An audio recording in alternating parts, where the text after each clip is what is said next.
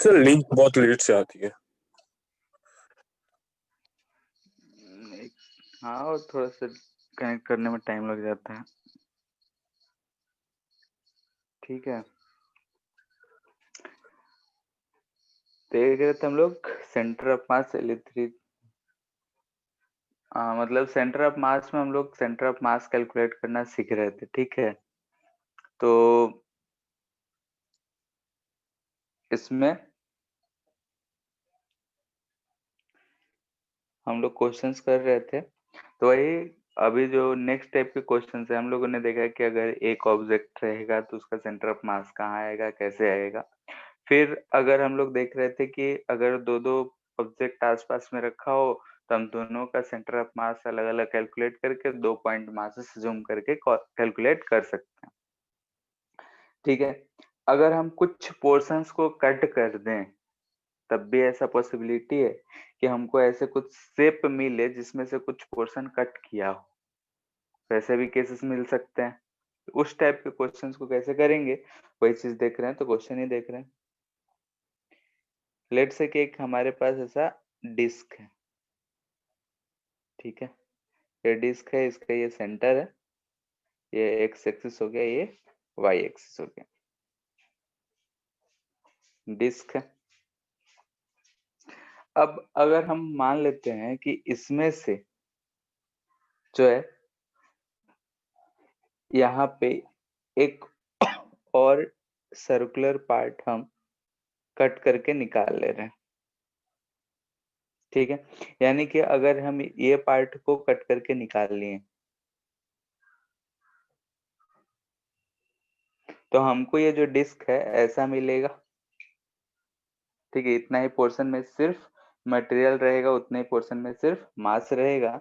यानी कि हम बोल रहे हैं कि इस डिस्क का ये जो डिस्टेंस है लेट से आर, तो इसमें ये जो हम डिस्क कट कर रहे हैं वो r/2 रेडियस का एक और इसमें से डिस्क कट करके हम निकाल लिए हैं, तो हमको एक ऐसा शेप मिला है। अब इस शेप का सेंटर ऑफ मास कहाँ पे होगा वो हमको फाइंड करना है, यानी कि find centre of mass of remaining portion.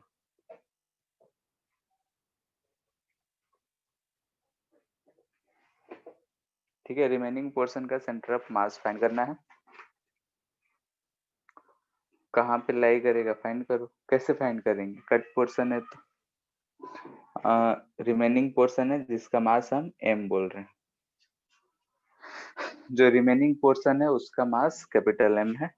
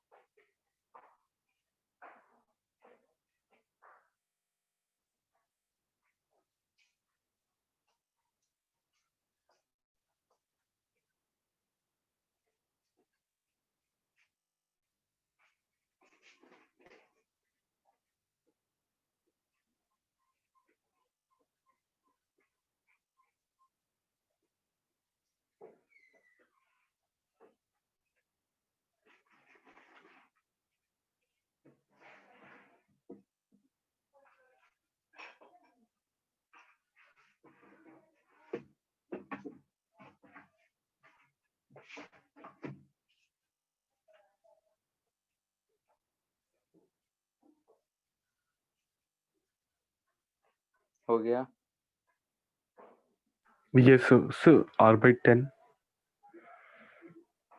r/10 पता नहीं, from देखते हैं। origin center से। ठीक है, देखो कैसे करेंगे इसको। हम लोग ऐसा एज्यूम कर सकते हैं कि हमारे पास एक ये पूरा का पूरा डिस्क था। ठीक है, अगर ये पूरा डिस्क था तो इसका सेंटर ऑफ मास जो होगा यहाँ सेंटर पे रहेगा। ठीक है, इसमें से हमने क्या किया है कि एक छोटा सा पार्ट हम कट कर लिए हैं जिसका रेडियस कितना है r/2 है। ठीक है, इसका जो सेंटर ऑफ मास होता है ये भी इसके सेंटर पे होता, तो हम इसका से मास पहले निकालते हैं। रिमेनिंग पोर्शन का जो मास है वो m दे रखा है, यानी कि अगर हम एरिया वाइज डिस्ट्रीब्यूशन यूनिफॉर्म है, तो हम रिमेनिंग पोर्शन का एरिया निकाल रहे हैं। तो एरिया ऑफ रिमेनिंग पोर्शन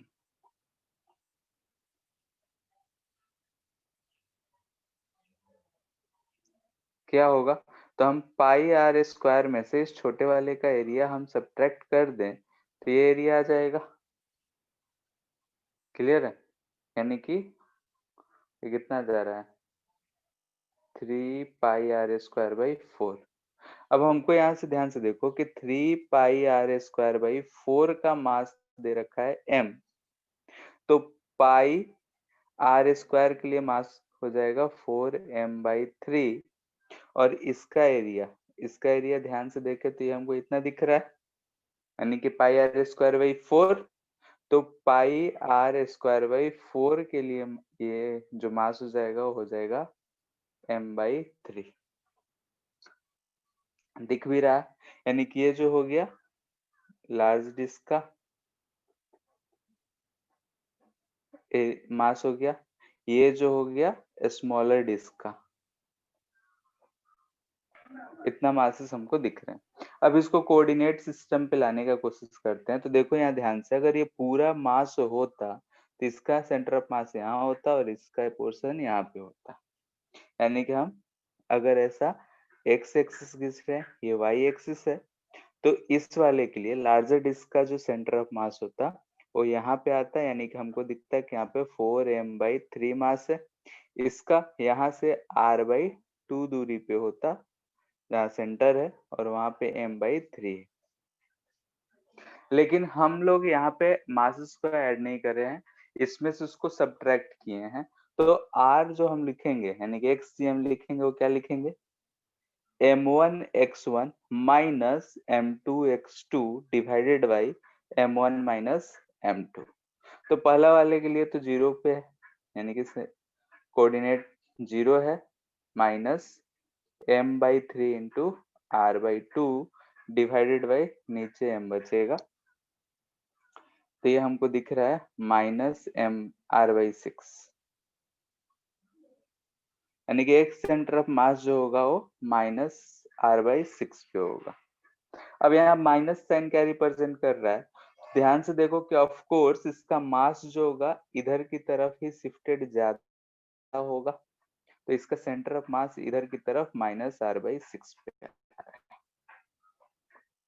ठीक है, यानी कि पीछे की तरफ शिफ्टेड है। तो कभी भी अगर कैसा भी शेप कुछ भी दे रखा हो और उसमें से कुछ पोर्शंस अगर कट करके निकाला हो तो हम लोग माइनस करके इस तरीके से निकालेंगे। हाँ, ध्यान रहे कि मास किसका दे रखा है। कभी कभी क्वेश्चन में कट करने से पहले का मास दे रखा होता है, यानी कि पूरा बड़ा डिस्क उसका मास दे रखा होता है। कभी कभी कट करने के बाद जो रिमेनिंग पोर्शन होता है उसका मास दे रखा होता है, तो वो चीज ध्यान में रखना है। ठीक है,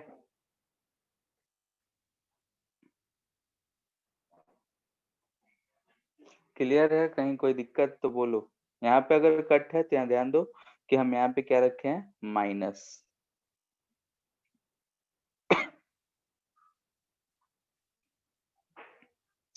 ठीक है, अल्टरनेट। जैसे कि हम लोग इसमें यूनिफॉर्मली डिस्ट्रीब्यूटेड है, तो एक टर्म डिफाइन किए कि सिग्मा, जिसको हम लोग बोलते हैं एरिया पर यूनिट, मास पर यूनिट एरिया। यहाँ से अगर हमको मास लिखना हो तो हम इसको सिग्मा इंटू एरिया कह सकते हैं। ठीक है, ऐसा बोल सकते हैं। तो हमारा जो सेंटर ऑफ मास आता है वो हम लोग लिखते हैं m1 सर वहाँ पर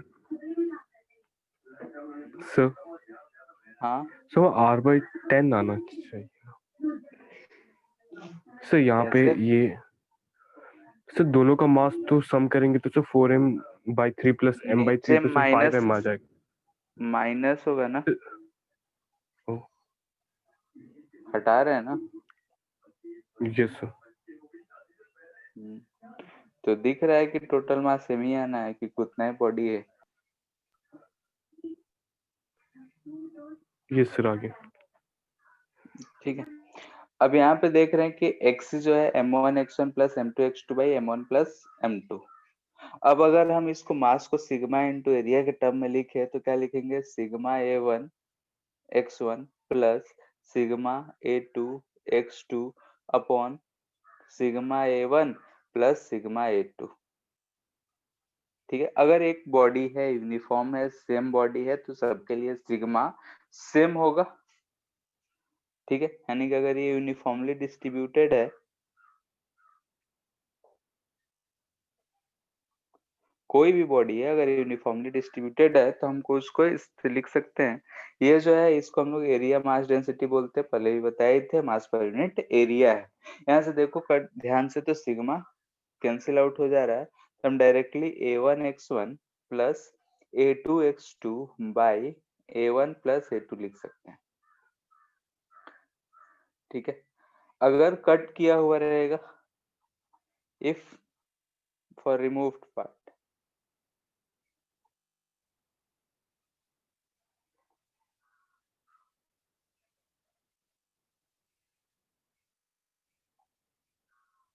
ठीक है, अगर रिमूव कुछ किया हुआ रहेगा, वैसा कुछ क्वेश्चन है, तो उस केस में हम लोग क्या करेंगे, जितना भी एरिया रिमूव्ड है वो हम सब्ट्रैक्ट कर देंगे, ऊपर भी नीचे भी। ठीक है, यानी कि ये जो है हम एरिया के टर्म में ऐसे डिफाइन कर सकते हैं। ऊपर वाला जो है ये सिर्फ किसके लिए वैलिड है, तो अगर यूनिफॉर्मली डिस्ट्रीब्यूटेड है तब। यूनिफॉर्मली मास डिस्ट्रीब्यूटेड है तो हम लोग डायरेक्टली कर सकते हैं, अगर यूनिफॉर्म नहीं है तो फिर तो हमको इंटीग्रेशन वाला मेथड यूज करना पड़ता है। जैसे कि इसी क्वेश्चन में अगर हम ये फॉर्मूला यूज करते तो बड़े वाले एरिया में से इसको सब्ट्रैक्ट करते तो डायरेक्टली ऊपर ये मिलता। ठीक है, यानी कि A1x1 माइनस A2x2, यानी कि अबव क्वेश्चन को सॉल्व करके देखते हैं इस मेथड से। xc कितना आता है, A1 कितना, पाई आर स्क्वायर, x1 कहाँ है ओरिजिन पे, ये कितना, तो पाई आर स्क्वायर बाई 4, कहाँ पे है, तो r/2 पे, नीचे pi r square minus pi r square by 4, ये हमको फिर से माइनस r/6 ही मिलेगा। नीचे 3/4 आ जा रहा है, तो pi r square by 4, pi r square by 4 cancel out हो जाएगा, माइनस r/6 आंसर। ठीक है, यानी कि इसमें हमको मास का झंझट नहीं करना पड़ा।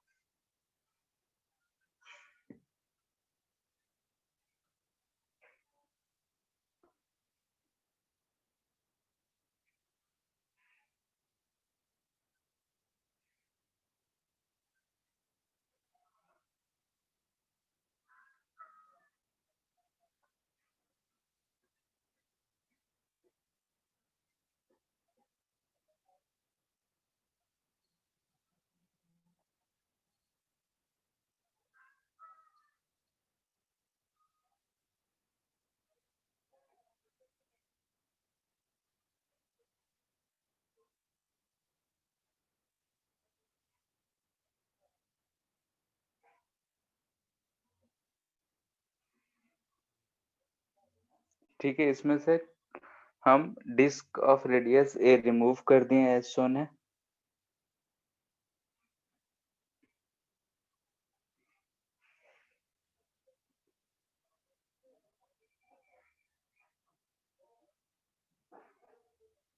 Centre of mass of remaining portion कहाँ होगा वो पता करना है इस पोजीशन के रिस्पेक्ट में।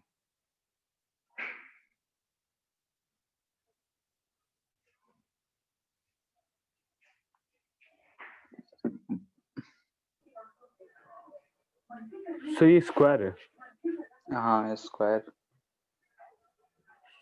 उससे डिस्क का वर्टिकल पोजीशन क्या है?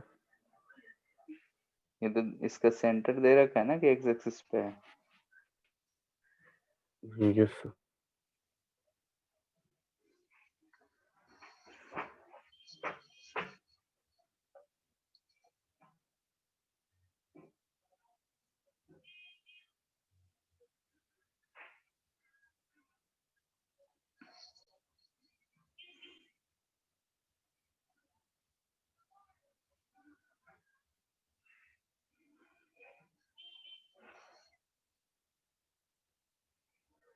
हो गया। हम एक बार पूरा मान लेते हैं।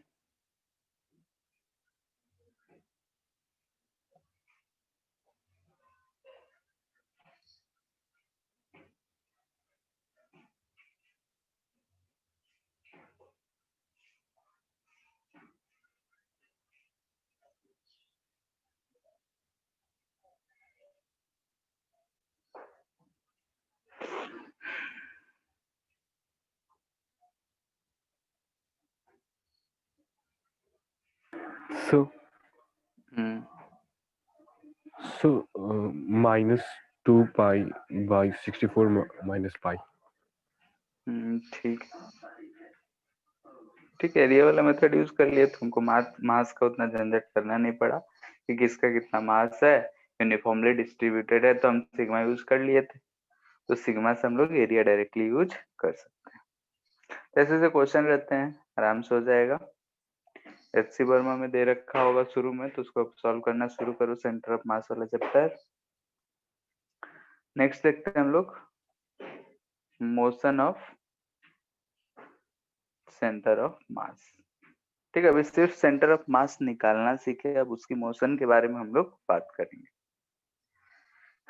ठीक है, तो सिंस अगर हम लोग देख रहे हैं कि अगर हम आरसीएम बोले, ठीक है, पोजीशन वेक्टर अगर हम बोलते हैं, तो जैसे एक्स था, वाई था, जेड था, तो वैसे ही सबको जोड़ देंगे, तो हम इसको ऐसे लिख सकते हैं m1r1 plus m2r2 plus dot dot dot जो भी रहेगा जितना रहेगा m1 plus m2 plus,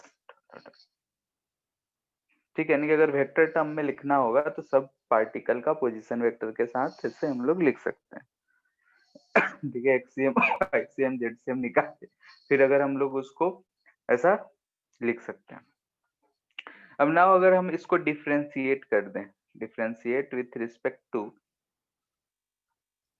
time, ठीक है, टाइम के रिस्पेक्ट में अगर हम डिफ्रेंशिएट कर देते हैं तो ये क्या मिलेगा, D R C M by D T, जिसको हम लोग क्या लिखेंगे, सेंटर ऑफ मास का वेलोसिटी। ऊपर भी अगर हम डिफ्रेंशिएट करेंगे तो m1 कांस्टेंट है, यहाँ से v1 आ जाएगा, वैसे ही m2 v2 आ जाएगा, प्लस नीचे भी कांस्टेंट है तो m1 प्लस m2 प्लस ऐसा रहेगा। ठीक है, यानी कि यहाँ से हमको दिख रहा है कि अगर वेलोसिटी ऑफ सेंटर ऑफ मास हमको लिखना होगा तो हम ऐसे लिख सकते हैं। सिमिलरली अगेन अगर हम लोग डिफ्रेंशिएट कर दें विथ रिस्पेक्ट टू टाइम, ठीक है, अगर फिर से हम लोग इस टाइम के रिस्पेक्ट में डिफ्रेंशिएट कर देते हैं तो D V C M by D T ये मिलेगा, तो ये हमारा एक्सेलरेशन हो जाएगा, क्योंकि रेट ऑफ चेंज वेलोसिटी जो होता है वो एक्सेलरेशन होता है। तो इसको हम लोग क्या लिख सकते हैं, m1 a1 plus m2 a2 plus dot dot dot divided by a1 plus a2 plus, यहाँ दिख रहा है कि वेक्टर फॉर्म में है सारे, तो वेक्टर फॉर्म में है तो जो भी आएगा डायरेक्शन के साथ हमको वेलोसिटी या एक्सेलरेशन लिखना होगा। यानी कि अगर हम राइट साइड को पॉजिटिव मानते हैं तो पॉजिटिव, लेफ्ट साइड जा रहा होगा तो निगेटिव। ठीक है, यानी कि जो भी चीजें रखनी है वेक्टर फॉर्म में रखनी है, यानी कि साइन के साथ रखना होगा। ऐसा नहीं कि सिर्फ हम मैग्नीट्यूड रख दें, हाँ अगर सब सेम डायरेक्शन में मूव कर रहा हो तब हम अगर मैग्नीट्यूड रखते हैं तो कोई दिक्कत नहीं, क्योंकि हम वेक्टर सम करते हैं, अगर सेम डायरेक्शन हो तो कोई दिक्कत नहीं होता है। लेकिन यहाँ पे सारे जो दिख रहे हैं ऊपर वाले टर्म सब वेक्टर सम है, सब में किसी एक स्केलर से मल्टीपल है और वेक्टर का एडिशन, ठीक है, इसलिए ये बात ध्यान रखना है। दिस इंप्लाइज इट, इसको हम क्या लिख सकते हैं, अच्छा नीचे m1 m2 रहेगा, इसको हम क्या लिख सकते हैं, ये जो टोटल दिख रहा है ये और कुछ नहीं m दिख रहा है, यानी कि टोटल मास दिख रहा है। नीचे टोटल मास है, इसको अगर क्रॉस मल्टीपल किए तो m इंटू ए सी एम, ये क्या होता है, तो मास into acceleration of centre of मास को हम लोग बोलते हैं नेट फोर्स, तो ये हमको रिप्रेजेंट करता है एफ नेट, जो कि ध्यान से देखे तो ये और कुछ नहीं F1 प्लस F2 प्लस यही चीज दिख रहा है। ठीक है, यहाँ ऊपर m में m1 into A1 force F1 है, M2A2 F2 है, M3A3 F3 होगा, और इधर M इंटू N है, जो नेट फोर्स बॉडी पे लग रहा है उस चीज को रिप्रेजेंट कर रहा है। ठीक है, तो ये चीज है कि अगर हम लोग देखें तो हमको जो भी चीजें पड़ी हैं यहाँ पे सेंटर ऑफ मास के लिए हम लोग निकाल सकते हैं। अगर हम सेंटर ऑफ मास फाइंड कर लिए, उस पे डिफरेंट डिफरेंट बॉडी पे कुछ भी लग रहा हो, हम उसके सेंटर ऑफ मास का कितना वेलोसिटी है वो पता कर सकते हैं, कितना उस पे फोर्स लग रहा है वो पता कर सकते हैं, कितना उसका एक्सेलरेशन होगा वो हम पता कर सकते हैं, और उसी के अकॉर्डिंग उसका मोशन चलेगा। अब अगर हम लोग ये सारे चीज ध्यान से देख लिए, तो अब कुछ बातें जो हम पूछ रहे हैं उसको बताना है, यानी कि जो सवाल रहेगा ट्रू और फॉल्स में जवाब देना है विथ रीजन। एग्जाम्पल जैसे कि फर्स्ट, जैसे कि यहाँ पे एफ नेट है, ठीक है, E equal to mass into acceleration of centre of mass. तो अगर हम एफ नेट या सेंटर ऑफ मास बोले, ये अगर जीरो हो, ठीक है, अगर एफ नेट जीरो हो तो ये इम्प्लाई करता है कि ए सी एम जो होगा वो जीरो होगा। ट्रू और फॉल्स बोलो। So true. ट्रू है, ठीक है, यानी कि क्या है, ट्रू है।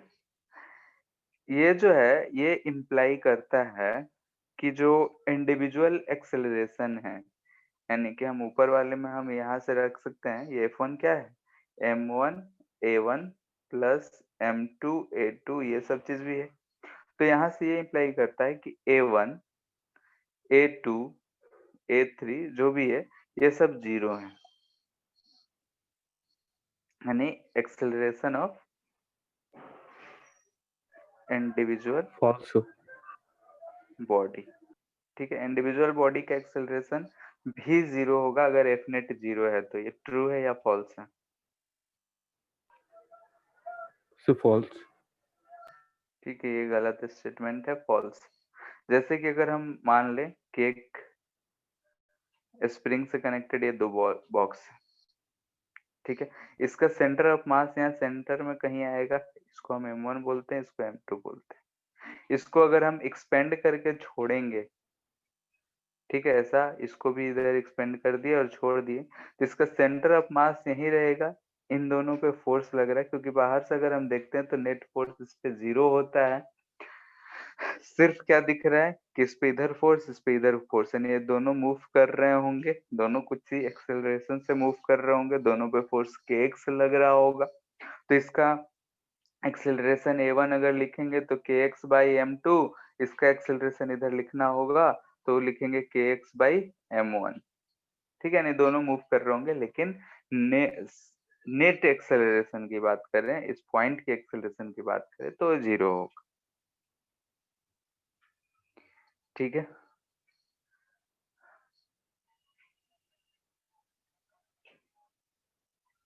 Also second, if F net वहीं से पूछना था, F net equal to zero, this implies that velocity of centre of mass जो है वो जीरो है, वेरी होगा So, या कांस्टेंट होगा। so constant. ठीक है, कांस्टेंट होगा, जीरो हो सकता है, अगर इनिशियली जीरो है तो बाद में भी जीरो होगा, लेकिन स्टेटमेंट क्या रहेगा, कांस्टेंट। ठीक है, यानी कि if F net equal to zero, velocity of centre of mass क्या होगा, कांस्टेंट। क्यों? क्योंकि यहाँ देख रहे हैं एफ नेट जीरो, तो a centre of mass zero. A centre of mass अगर एक्सेलरेशन जीरो है तो चेंज इन जो ये velocity of centre of mass है वो नहीं हो रहा होगा, यानी इनिशियली अगर वो किसी स्पीड से मूव कर रहा होगा तो उसी स्पीड से बाद में भी मूव कर रहा होगा, अगर इनिशियली रेस्ट में होगा तो बाद में भी रेस्ट में ही रहेगा। ठीक है,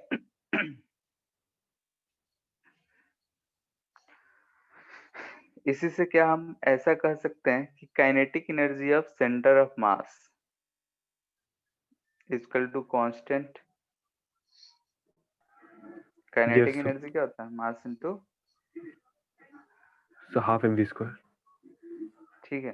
तो अगर हम लोग काइनेटिक एनर्जी लिखते हैं तो जो भी काइनेटिक एनर्जी टोटल होगा ये 1/2 into mass total into velocity of cm square होगा।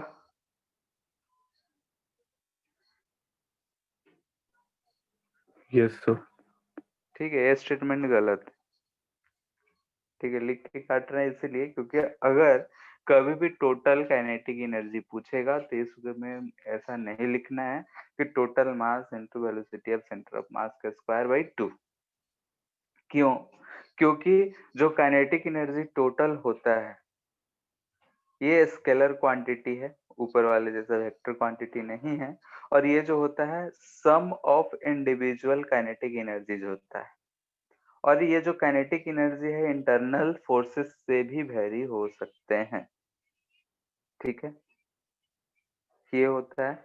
और इंडिविजुअल वेलोसिटीज के बारे में हम लोग कोई कमेंट नहीं कर सकते हैं, तो इसलिए ये चीज होगा, तो ये स्टेटमेंट भी गलत है। ठीक है, kinetic energy of centre of mass constant नहीं रहेगा। इसके लिए हम लोग क्या कहेंगे, क्योंकि kinetic energy can be changed by internal forces. ठीक है, इंटरनल फोर्सेस से हम लोग चेंज कर सकते हैं। जैसे कि एग्जांपल लेते हैं, लेट से कि ये एक प्लैंक यहाँ पे सरफेस पे रखा हुआ है। ये सरफेस जो है स्मूथ है। ठीक है, यहाँ पे एक आदमी खड़ा है। ठीक है, अब ध्यान से देखो कि अगर ये आदमी इधर की तरफ जाता है तो ये प्लैंक में मोशन होगा या नहीं? स्मूथ सरफेस पे है, फ्रिक्शन यस है, सर। फ्रिक्शन के बिना तो आदमी चल भी नहीं पाए। किधर की तरफ जाएगा ये प्लैंक? सर प्लैंक पीछे जाएगा। ठीक है, आदमी आगे जाएगा, प्लैंक पीछे जाएगा। अगर हम इन दोनों की बात करें तो इस पे आदमी पे फ्रिक्शन किधर लग रहा होगा? आगे फ्रिक्शन से आगे आदमी लग रहा जब होगा। चल रहा होगा, कोई Yes. भी पर्सन मूव करता है तो फ्रिक्शन का डायरेक्शन किधर होता है? सर आगे ही लग रहा होगा इससे। हम्म सर इसमें आगे, आदमी में आगे लग रहा है, प्लैंक में पीछे फ्रिक्शन लग रहा है, इसलिए हम सर लोग पीछे की अगर तरफ मूव फर्श कर रहा पे चलते हैं तो फ्रिक्शन का डायरेक्शन आगे होता है। ठीक है, तो इस पे फ्रिक्शन इधर लग रहा होगा, इस पे फ्रिक्शन इधर लग रहा होगा। अगर हम इस ओवरऑल को एक सिस्टम माने हैं तो ये जो फ्रिक्शन है वो इंटरनल फोर्सेस है, दोनों है। Yes move sir. कर रहा है। इसका सेंटर ऑफ मास पे मतलब कि अगर बाहर से देखे तो नेट फोर्स 0 है, क्योंकि दोनों पे फोर्स जो है एफ आगे और एफ पीछे लग रहा है। हम पूरे को सिस्टम बना लिए हैं तो इंटरनल फोर्सेस हो गए। अगर वो इंटरनल फोर्स हो गया इसका मतलब ये हुआ कि इसका सेंटर ऑफ मास जहां था वहीं रहेगा, लेकिन इंडिविजुअली ये दोनों चल रहे हैं, दोनों में मोशन है, दौड़ रहे होंगे तो वेलोसिटी भी होगा और काइनेटिक एनर्जी भी दोनों का होगा। इनिशियली जब रेस्ट में थे तो काइनेटिक एनर्जी 0 था, लेकिन यहाँ हम कोई एक्सटर्नल नेट फोर्सेस हम नहीं लगा रहे हैं। नेट फोर्सेस हमेशा हम जहाँ लिखे हैं तो ये सारे किसको रिप्रेजेंट कर रहे हैं? एक्सटर्नल फोर्स को। ठीक है, यानी कि किसको रिप्रेजेंट कर रहा है? F external. यानी कि अगर हम यहाँ पे देखें तो ये जो इंटरनल फोर्स है उसकी वजह से दोनों में काइनेटिक एनर्जी है, दोनों के पास काइनेटिक एनर्जी है, तो टोटल काइनेटिक एनर्जी दोनों के काइनेटिक एनर्जी का सम होगा। वो किसी भी तरीके से 0 नहीं हो पाएगा, क्योंकि काइनेटिक एनर्जी कभी निगेटिव नहीं होता है, हमेशा हाफ m1v² v का स्क्वायर करेंगे तो ऐसे ही पॉजिटिव है, और m1 तो ऐसे ही स्केलर पॉजिटिव क्वांटिटी है, तो काइनेटिक तो एनर्जी एनर्जी कहाँ से निगेटिव। गेन कर रहा है ये? इंटरनल एनर्जी कर सकते हैं, तो वही तो लिखे हैं कि kinetic energy can be changed by internal forces, यानी इंटरनल फोर्सेस जो उसके कारण वो गेन कर रहे हैं। ओवरऑल हम जब सिस्टम ले रहे हैं तो उस पे नेट फोर्स 0 है, लेकिन अंदर में तो फोर्सेस लग रहे हैं, उस फोर्स की वजह से यहाँ पे काइनेटिक एनर्जी गेन कर रहे हैं। क्लियर है सर तो एनर्जी कंजर्व हो सकता है यहाँ पर? क्या? एनर्जी कंजर्व हो सकता है? अगर हम यहाँ फ्रिक्शन है, लॉस हो रहा होगा, कंजर्व कैसे करेंगे? यस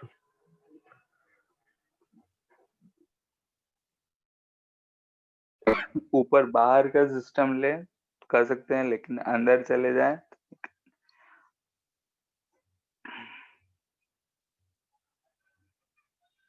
ठीक है। तो ये इंटरनल फोर्सेस की वजह से होता है, इवन इफ एफ एक्सटर्नल या एफ नेट जो होगा वो 0 ही क्यों ना हो। ठीक है,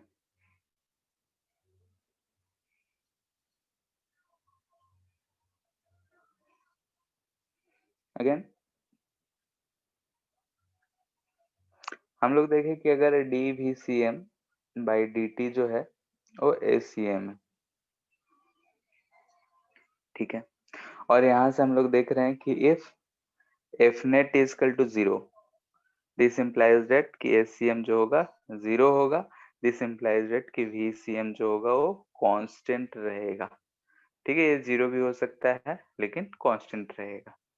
ठीक है, यानी कि अगर हम बोल रहे हैं कि V C M dash equal to m1 v1 plus m2 v2 plus divided by m1 plus m2 plus dot dot dot, ये जो है ये क्या रहेगा? कांस्टेंट। ठीक है, अगर ये कांस्टेंट है तो ये नीचे वाले मास तो सम है, टोटल मास है, तो कांस्टेंट ही रहना है। तो हम यहाँ से बोल सकते हैं दिस इंप्लाइज दैट कि m1 v1 plus m2 v2 plus ये जो रहेगा ये कांस्टेंट रहेगा। अगर ये कांस्टेंट है तो ये वाला जो टर्म दिख रहा है हमको और कुछ नहीं, p1 plus p2 plus dot dot dot equal to constant दिख रहा है। p1 क्या है यहाँ पे? सो बोलो। Momentum of mb। ठीक है, मोमेंटम, लिनियर मोमेंटम। यानी कि अगर हमको दिख रहा है कि अगर नेट फोर्स 0 है तो सम ऑफ जो भी मोमेंटम है, ये वेक्टर नहीं होगा, सबके सम क्या होंगे? कांस्टेंट रहेगा। यानी कि चेंज हो रहा होगा, जैसा भी हो रहा होगा वो अगर इनिशियल फाइनल से कंपेयर करें तो सेम ही रह रहा होगा। तो यहाँ से हम बोल सकते हैं कि total P initial equal to P final, यानी कि जो भी सम होगा इनिशियल मोमेंटम का सम इक्वल टू फाइनल होगा, और इसी चीज को बोलते हैं कंजर्वेशन ऑफ मोमेंटम।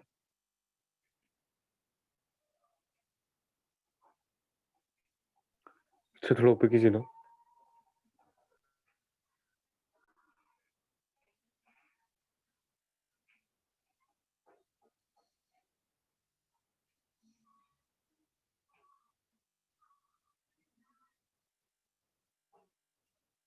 हो गया? यस ठीक है, तो यहाँ से हमको क्या दिख रहा है? दिस इम्प्लाइज दैट कि इफ एफ नेट जो कि एक्सटर्नल की ही बात हो रही है 0 है सिस्टम पे, दिस इम्प्लाइज दैट कि मोमेंटम विल कंजर्व। ठीक है, यानी कि अगर net force on the body 0 रहेगा, यानी सिस्टम जो भी है जिसको कंसिडर कर रहे हैं उसका अगर नेट फोर्स 0 रहेगा तो मोमेंटम कंजर्व रहेगा। यानी initial momentum will be equal to final momentum of the system. एक बॉडी हो, 2 बॉडी हो, 20 बॉडी हो, जितना भी हो, अगर उस पे नेट फोर्स 0 है तो मोमेंटम मोमेंटम के बराबर हो। जैसे अगर हम एक सिर्फ एक की बात करें, अगर हम उसको v स्पीड से फेंक दें, कोई फोर्सेस नहीं एक्ट कर रहे हैं, तो बोलते हैं कोई कांस्टेंट स्पीड से ही चलता जाएगा। यानी कि हर टाइम के बाद अगर हम मोमेंटम देंगे तो एम बी ही आ रहा हो। ठीक है, वैसे ही अगर बहुत सारे तो किसी का स्पीड बढ़ रहा है, किसी का घट रहा है, कुछ भी हो रहा है, लेकिन अगर नेट फोर्स 0 है तो ओवरऑल अगर हम वेक्टर सम अप करके इनिशियल मोमेंटम और फाइनल मोमेंटम देखेंगे तो सारा का सारा क्या रहेगा? कंजर्व रहेगा, नहीं कि जितना इनिशियल था उतना ही फाइनल रहेगा। तो हम बोल सकते हैं कि अगर किसी भी सिस्टम पे एफ नेट 0 होगा उसका मतलब हुआ कि मोमेंटम विल बी कंजर्व्ड। ठीक है सर हाँ, सर थोड़ा ऊपर करिए ना। और हाँ सर, थोड़ा सा और।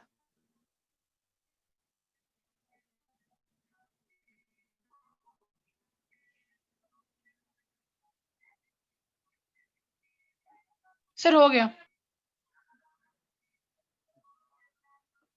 ठीक है, अब अगर हम लोग देखें अगेन कि अगर किसी भी वजह से, चलो VCM जो है इनिशियली रेस्ट में था, ठीक है, V सेंटर ऑफ मास जो है 0 है, ये क्या इम्प्लाई करता है? ठीक है, हम लोगों ने पहले देखा कि ACM 0 रहेगा तो क्या इम्प्लाई करेगा, यानी कि F force on net force जो है 0 है तो क्या इम्प्लाई करेगा। अब नेक्स्ट है कि अगर हमारे पास जो velocity of centre of mass है वो 0 है, यानी कि हमारा जो सेंटर ऑफ मास है इज एट रेस्ट। ठीक है, सेंटर ऑफ मास जो है रेस्ट पे है, यही मतलब हुआ। भले ही 4-5 बॉडी मिलके अगर मूव कर रहा है, सब मूव करे, कुछ भी करे, लेकिन इसके जो सेंटर ऑफ मास है वो रेस्ट पे है। ठीक है, इम्प्लाई करता है तो हम बोल सकते हैं कि सिंस ये जो है DRCM बाई DT जो है यही हमको VCM देता है, और ये जो है 0 है, यानी कि किसी चीज का डिफरेंशिएशन 0 तब होता है जब वो चीज खुद 0 हो या फिर कांस्टेंट हो। ठीक है, तो यहाँ से हम लोग क्या इम्प्लाई कर सकते हैं, दिस इम्प्लाइज दैट कि R यानी position vector of centre of mass will be constant, यानी कि सेंटर ऑफ मास जहाँ पे था वहीं पे रहेगा, यानी कि R जो होता है ये पोजीशन वेक्टर रिप्रेजेंट करता है, तो position of centre of mass is fixed, यानी कि हम बोल सकते हैं position vector of centre of mass is fixed. Fixed करने का मतलब क्यों, कोई मूवमेंट नहीं कर रहा है, पहले जहाँ था कुछ देर के बाद भी आएंगे तो वहीं पे हमको मिलेगा।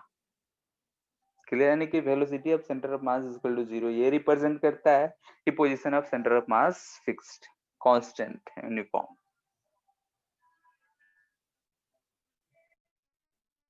ठीक है, इस पे भी क्वेश्चन कर लेते हैं, ट्रू और फॉल्स में ही। First, centre of mass is at rest. ठीक है, सेंटर ऑफ मास जो है रेस्ट पे है, this implies that momentum is conserved।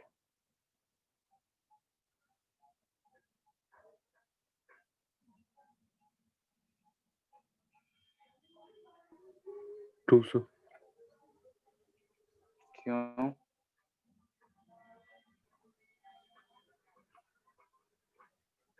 Sir क्योंकि वेलोसिटी तो सर CM का 0 होगा ना, और इंडिविजुअल वेलोसिटी 0 भी हो सकता है, नहीं भी। ठीक है, नेक्स्ट स्टेटमेंट, मोमेंटम अगर कंजर्व है तो सेंटर ऑफ मास रेस्ट पे रहे।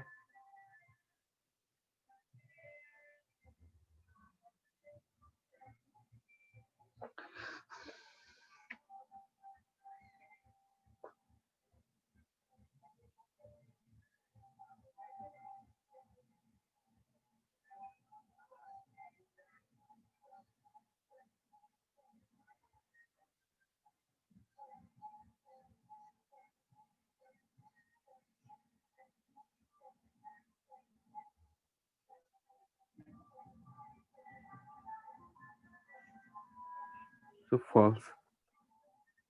क्यों?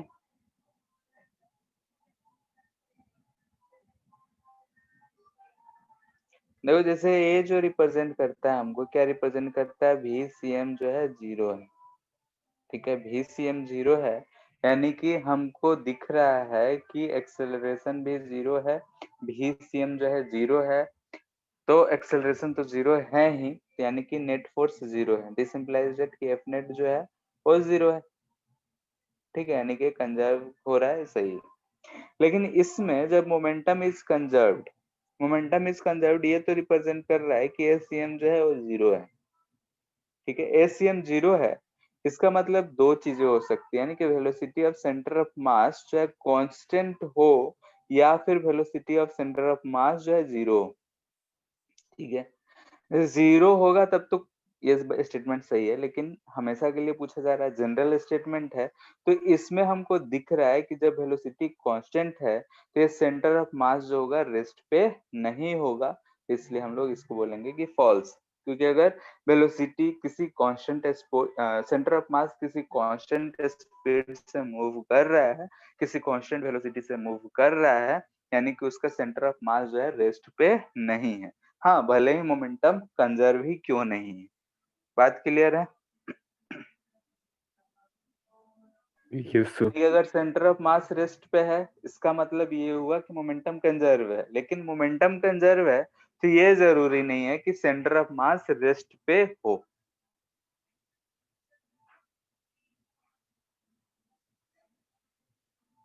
ठीक है, अब जैसे कि इसका एग्जांपल देना होगा, velocity of centre of mass जो है इनिशियली 0, ठीक है, पहले रेस्ट में हो बाद में भी रेस्ट में हो। तो जैसे कि एक हम बम लिए आग जला दिए, तो उसका जो सेंटर ऑफ मास था वो रेस्ट पे रहता है।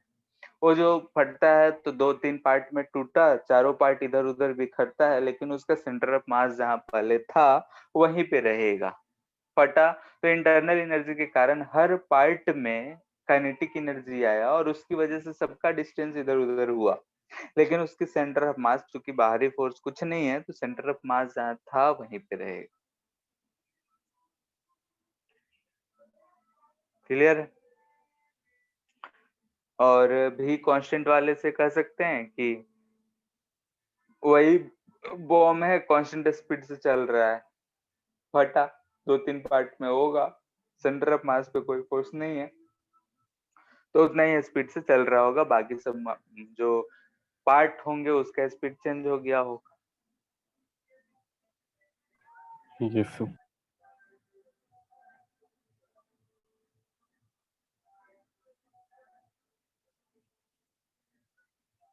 ठीक है,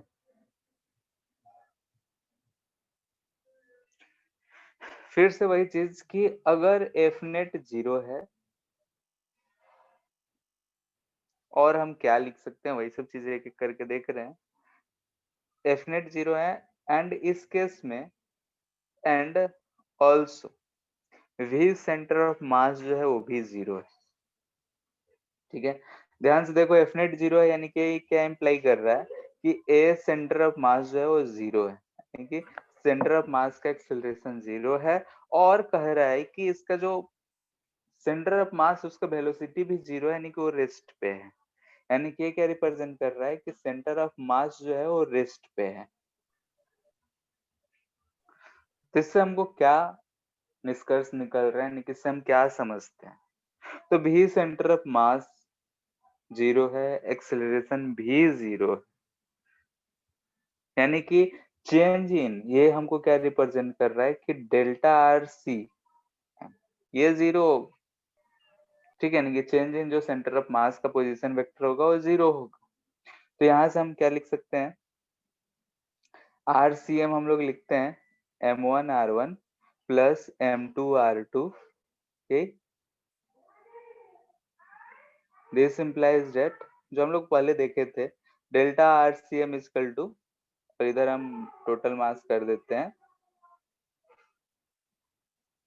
is equal to m1 delta r1 plus m2 delta r2 plus, तो ये वाला टर्म हमको 0 दिख रहा है, यहाँ से हम बोल सकते हैं इसको जनरली ऐसे लिख दिया जाता है m1 x1 plus m2 x2 plus जो भी होगा चेंजेस डेल्टा एक्स ही रख देते हैं, छोड़ो, delta r2 plus equal to 0। ठीक है, जो कि हम लोग पहले इस पे क्वेश्चंस भी कर चुके हैं। यहाँ पे बस जैसे कि आया कैसे उस चीज को हम लोग यहाँ पे लिख ले।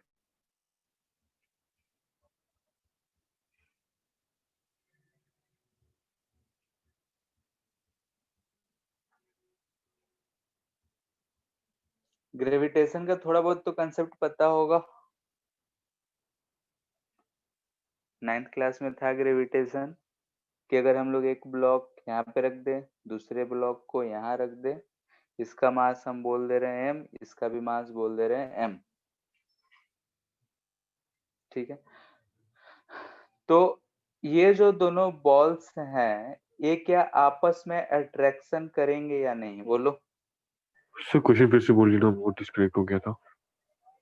बोल रहे हैं कि यहाँ पे दो मासेस हैं, दोनों का मास m है, तो ये दोनों मासेस एक दूसरे को अट्रैक्ट करेंगे ग्रेविटेशनल फोर्स से। Yes sir. ग्रेविटी तो हम लोग पढ़े थे 9th क्लास में थोड़ा बहुत।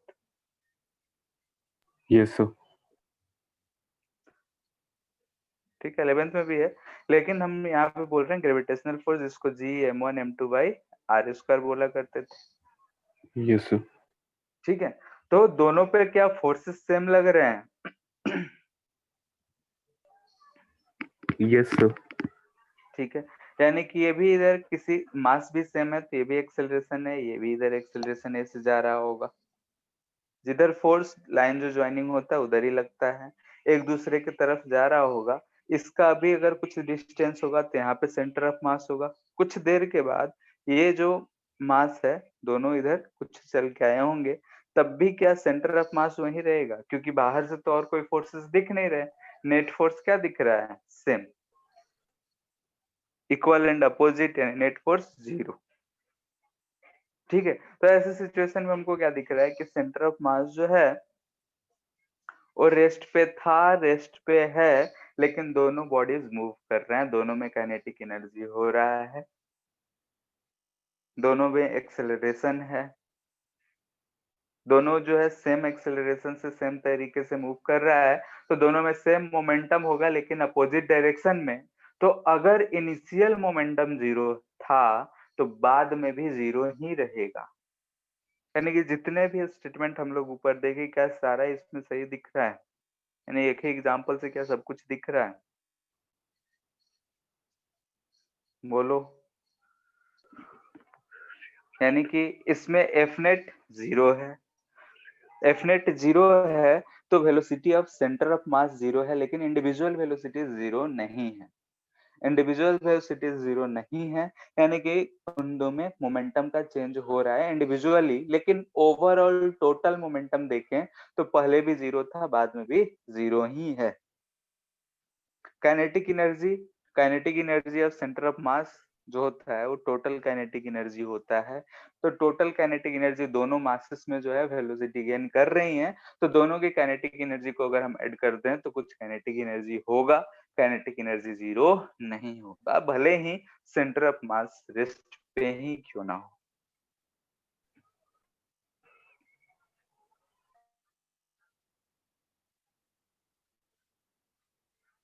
ठीक है। Yes sir. ठीक है, फिर जो भी चीज पढ़े अब उससे रिलेटेड कुछ कुछ क्वेश्चंस करते हैं। सर वो नोट्स था। क्या? सो कुछ नहीं था। ऐसे एग्जाम्पल था, मतलब जो भी चीजें पढ़े वो चीज इसमें दिख रहा है इसलिए।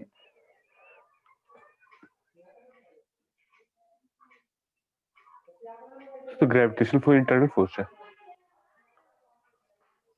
अगर हम इंडिविजुअल एक मास को देखें तब तो एक्सटर्नल हो गया, दोनों को कंसिडर कर रहे हैं तब वो इंटरनल हुआ।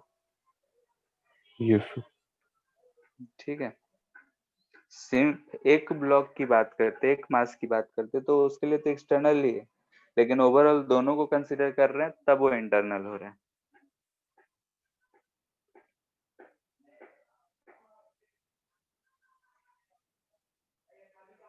अब जो हम लोग ऊपर डिस्कस कर रहे हैं उससे रिलेटेड कुछ न्यूमेरिकल्स करते हैं।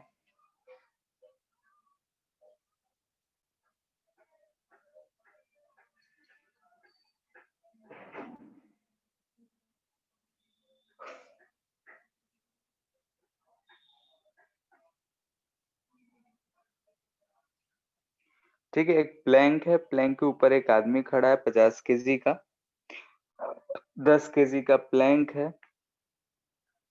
आदमी को ए से बी जाना है, तो प्लैंक कितना मूव करेगा, किधर मूव करेगा वो बताना है। अभी ऐसा ही सवाल था, तो आदमी जो है ए से बी की तरफ जाएगा, यानी कि प्लैंक पीछे की तरफ जाएगा, श्योर हो सब? अब यहाँ पे हम ये पूछ रहे हैं यस तो सर। कितना कितना पीछे जाएगा।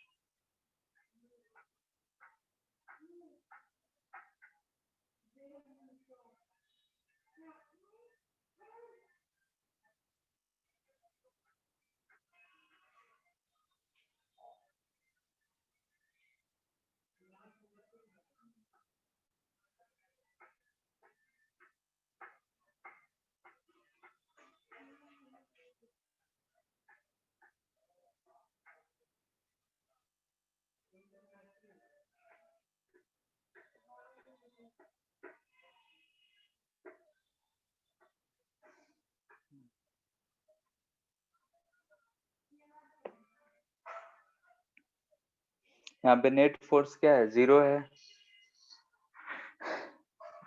सेंटर ऑफ मास जहां भी कहीं होगा उसका वेलोसिटी भी 0 है। तो वही m1x1 plus m2x2 plus m3x3 0 वाला कंसेप्ट है।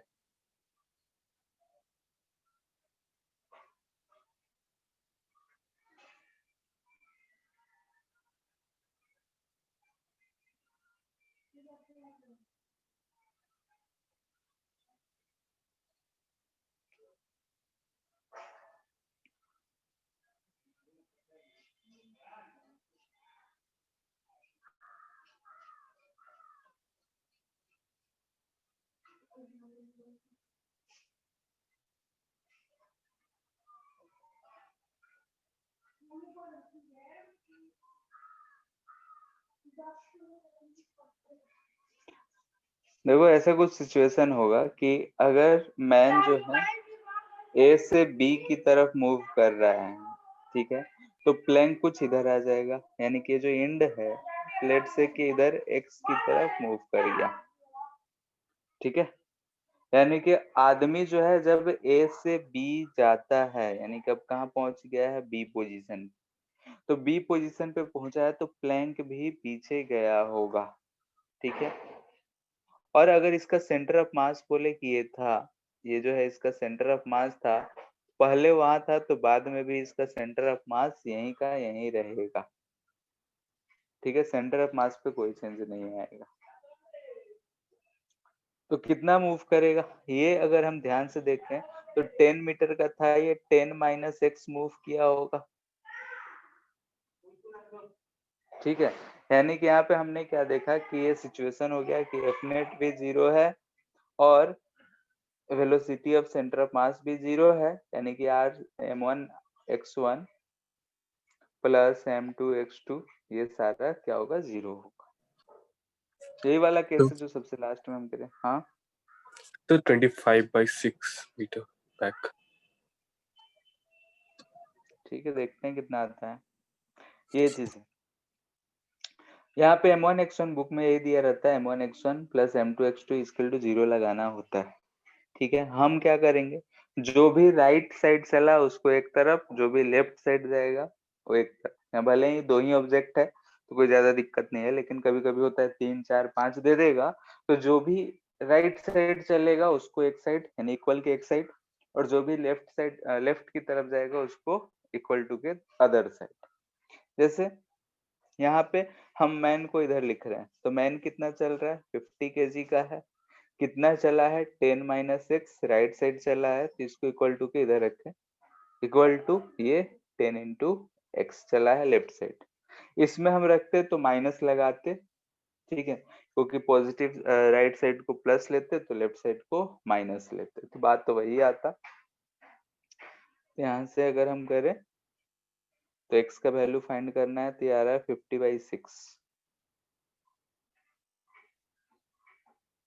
25/6 कैसे आया,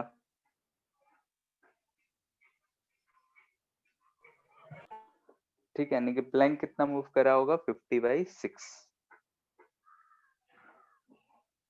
सो मैन का जो वेट है वो भी तो 50 है ना।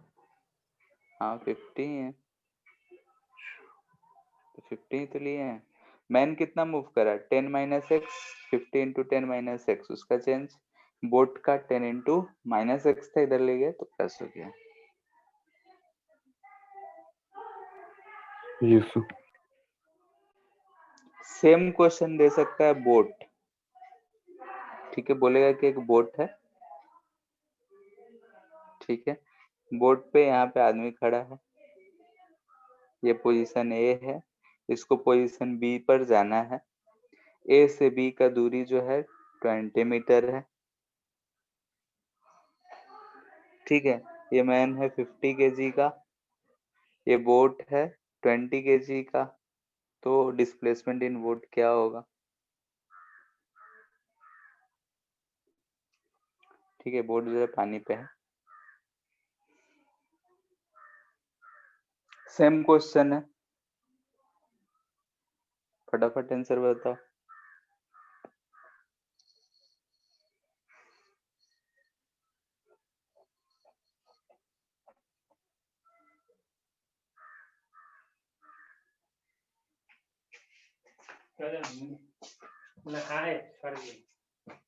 इधर आएगा, लेट से कि इधर x मूव करा तो ये कितना मूव करेगा 20 माइनस एक्स, लगा दो 50 into 20 minus X equal to 20 into x.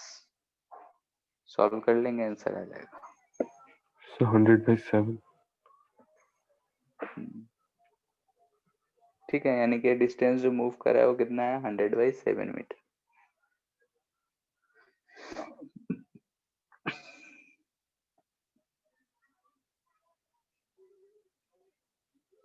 ठीक है, बोट ही है, पानी के ऊपर है। कह रहा है कि यहाँ पे एक बालक खड़ा हुआ और यहाँ पे एक सुंदर कन्या खड़ी है।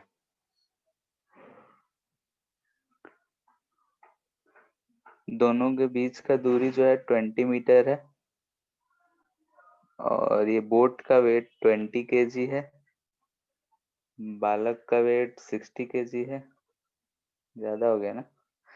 कन्या की वेट 40 kg है। बोल रहा है कि if both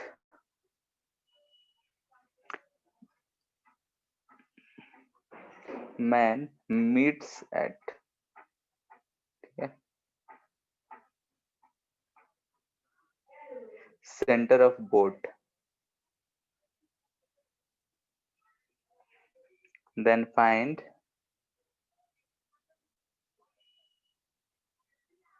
displacement of boat।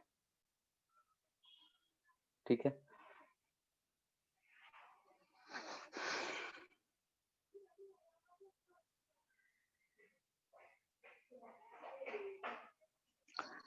एक तरफ शाहरुख खान है, एक तरफ काजोल है, दोनों गाना गाते हुए बीच में मिल रहा है, तो बोट में डिस्प्लेसमेंट कितना होगा वो पता करना है।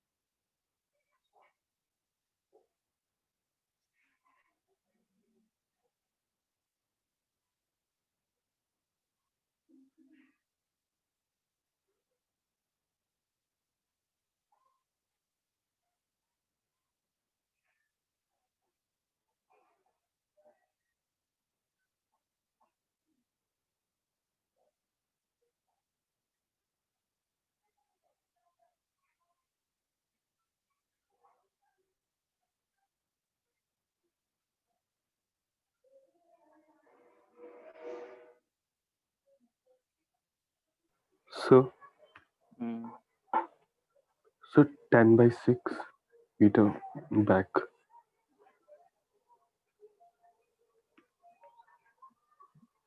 ठीक है।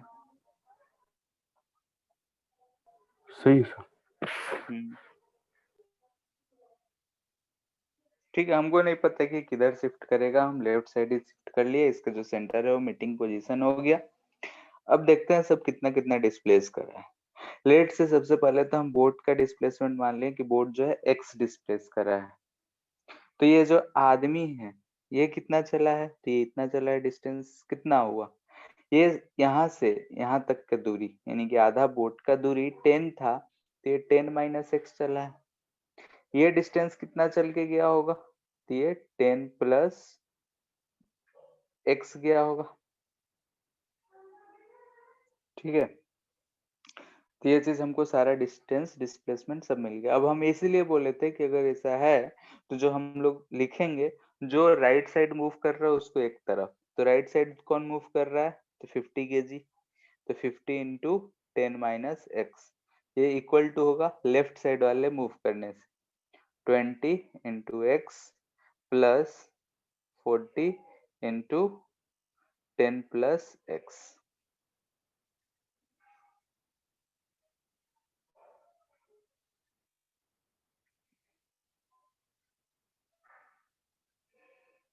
ठीक है, अब इस चीज को सॉल्व कर लेना है। तो कितना आ जा रहा है, 0 0 0 गया, 6 5 14 है,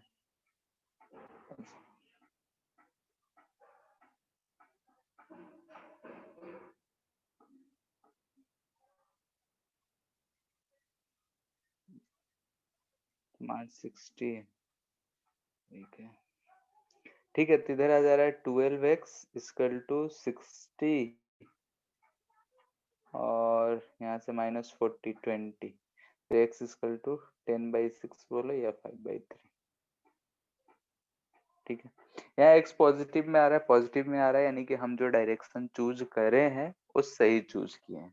निगेटिव में आता है तो हम लोग ये समझते हैं कि जो हम डायरेक्शन चूज किए हैं उसका उल्टा मूव कर रहा है।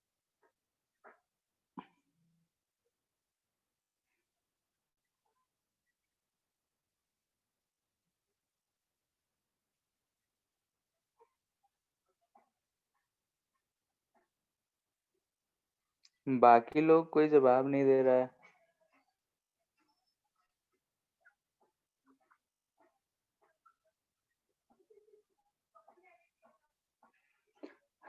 ठीक है, यहाँ पे बालक है, ये सुंदर कन्या है, सेंटर पे है। कह रहा है कि इसको M1 बोल देते हैं, इसको M2। If M1 comes to center,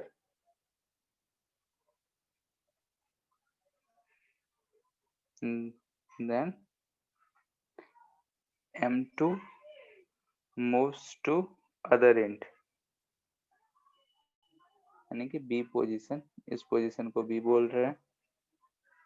then displacement of boat, ठीक है, सेंटर पे खड़ा है, अभी इनिशियल पोजीशन है। ठीक है, यहाँ से ये अगर सेंटर पे आ रहा है तो सेंटर पे खड़ा जो आदमी है वो दूसरे एंड बी पे भाग जाता है, तो डिस्प्लेसमेंट कितना होगा वो बताना है।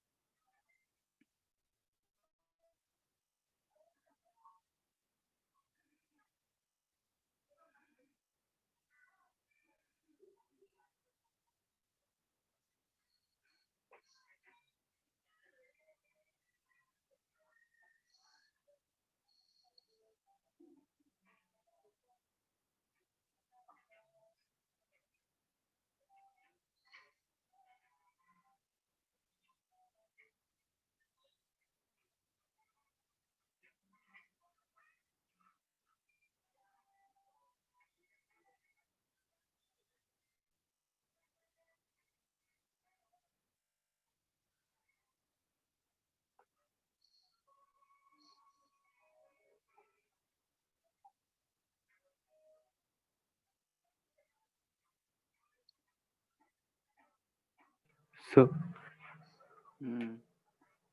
90/11 left meter. 90/11। Yes, sir. ठीक है,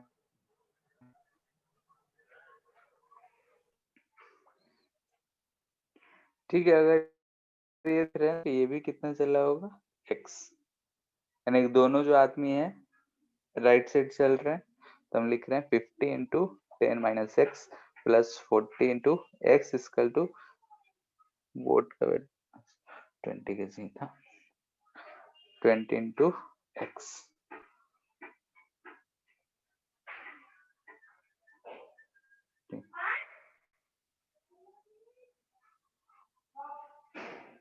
एक्स ही आएगा, अच्छा ये तो एक्स है, तो ये डिस्टेंस कितना होगा।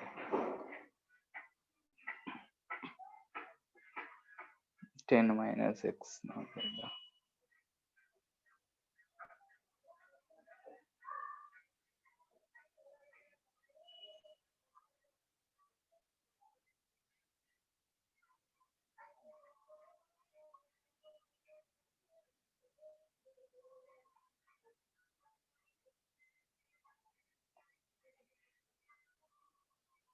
ठीक है, सॉल्व कर लो। एक्स कितना आ रहा है, इतना भी आ जाएगा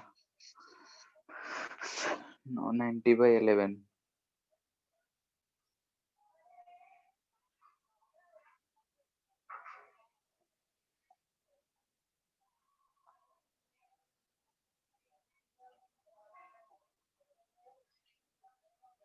एक ब्लॉक यहाँ ऊपर रखा हुआ है एम मास का। ये जो प्लैंक है कैपिटल एम है,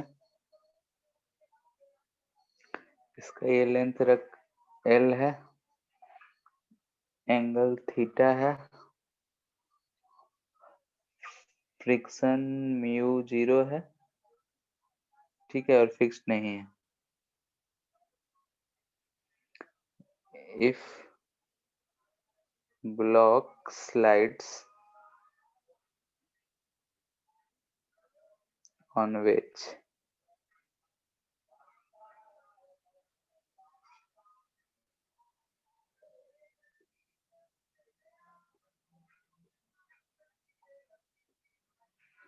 ठीक है, ब्लॉक को अगर हम छोड़ रहे हैं, सारा सरफेसेस स्मूथ है, तो ब्लॉक नीचे आएगा,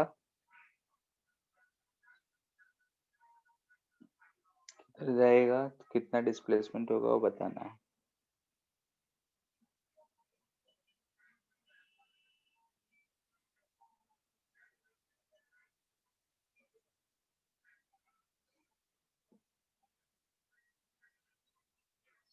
सर एक सेकेंड। हम्म,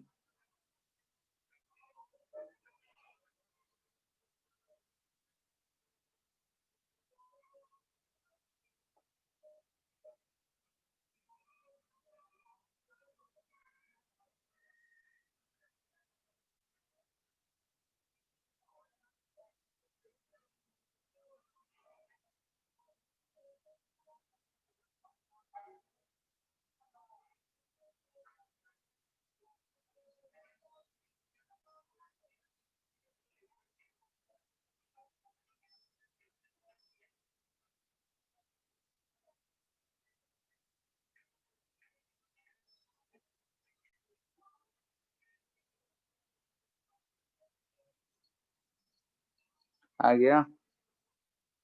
सर एक सेकेंड, आप बता रही हैं।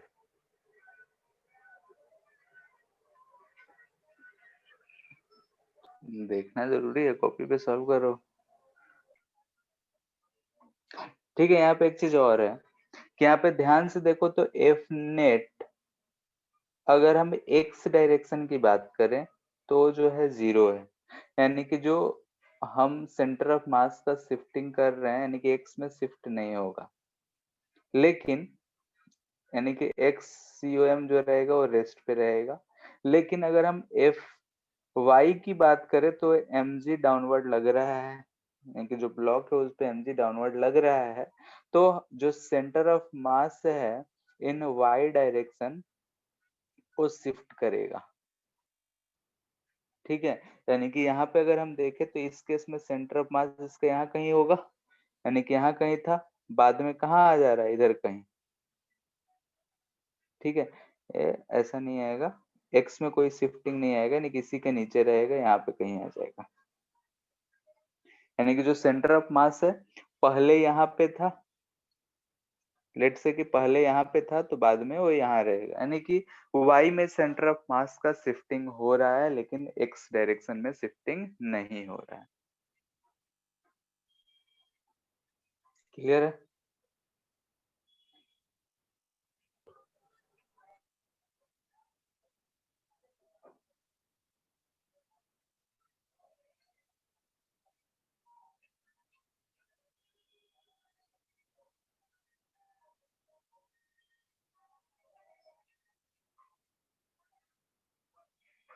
एक रिंग है, रिंग से एक ऐसा रॉड अटैच्ड है, इससे एक मास यहाँ पे m लगा हुआ है, ठीक है। ये लेंथ है l,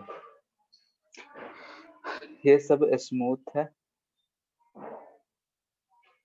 ठीक है। ये मास m है, रिंग है, ऊपर से चढ़ा हुआ है। इस मास को अगर इस पोजीशन से रिलीज करते हैं, यानी कि ब्लॉक इज रिलीज, ठीक है, फ्रॉम गिवन पोजीशन, इस पोजीशन से हम इसको रिलीज करते हैं, तो हमको फाइंड करने बोल रहा है कि find displacement in ring when the block makes angle 37 degree with vertical, ठीक है। वर्टिकल से 37 डिग्री यानी कि ऐसा कुछ आ जा रहा है, तब कितना होगा वो बताना है।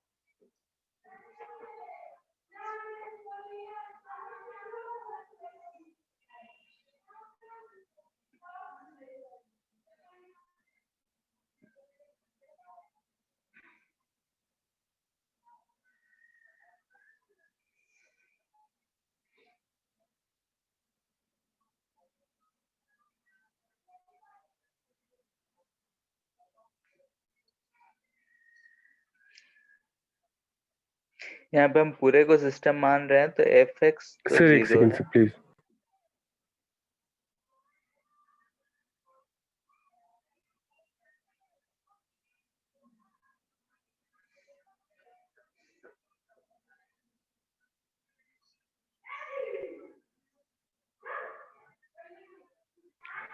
So, sir, ml by 5 into m plus m right side. ठीक है। जैसे कि अगर हम बोल रहे हैं कि इनिशियल पोजीशन है, बाद में ऐसा पोजीशन बन रहा है, तो ये ऑफ कोर्स जो है इसका जब एफ एक्स नेट फोर्स अगर हम सबको मिलाकर देखें तो ऐसा हमको बनता हुआ दिख रहा है। नीचे mg, इधर टेंशन, इधर टेंशन, नीचे mg, ऊपर नॉर्मल, ठीक है। अगर ये पूरा सिस्टम है तो हमको क्या दिख रहा है कि रिंग पे इंडिविजुअल देखे तो एक्स डायरेक्शन में फोर्स है, लेकिन ओवरऑल देखे तो नेट जो है वो 0 है। और नेट जो है नीचे की तरफ वो सिर्फ ये mg लग रहा है। तो नीचे y डायरेक्शन में सेंटर ऑफ मास शिफ्ट होगा, लेकिन f डायरेक्शन में सेंटर ऑफ मास शिफ्ट नहीं, यानी पहले जहां था वहीं रहेगा। खैर, लेट से किया 37 डिग्री है तो हम इसको थीटा बोल रहे हैं, ठीक है। थीटा है तो ये भी एंगल थीटा हो जाएगा। फिर ये डिस्प्लेसमेंट चेक कर लो कितना आ रहा है, ये x है तो ये कितना मूव कर गया, थोड़ा बड़ा बना दिए क्योंकि स्ट्रेट रहेगा तो ये थोड़ा लंबा रहेगा, थोड़ा आ जाएगा तो इधर की तरफ आएगा, ठीक है। तो ये वाला डिस्टेंस अगर देखें हम तो ये भी थीटा ही है। ये डिस्टेंस ये हमको दिख रहा है एल ऑफ साइन थीटा। बस इसके बाद तो लिखना ही है mx इक्वल टू, ये कितना शिफ्टिंग हो गया इसका, तो हमको ये डिस्टेंस चाहिए ना, क्योंकि शिफ्टिंग तो इसका ये हुआ है, तो ये कितना हो जाएगा बताओ। सर वो थीटा लेते एल थे।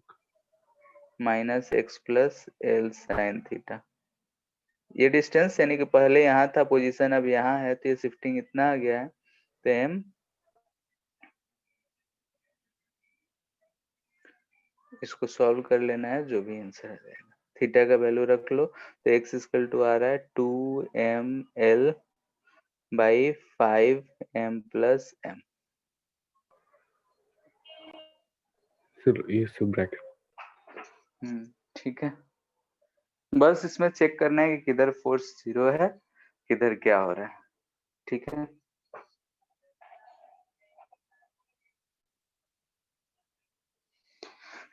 एचसी वर्मा में सेंटर ऑफ मास के शुरू के क्वेश्चंस सॉल्व करना शुरू कर दो आप। ठीक है, इसके आगे हम लोग नेक्स्ट क्लास में देखेंगे। सर कल भी क्लास है एक संडे को। हाँ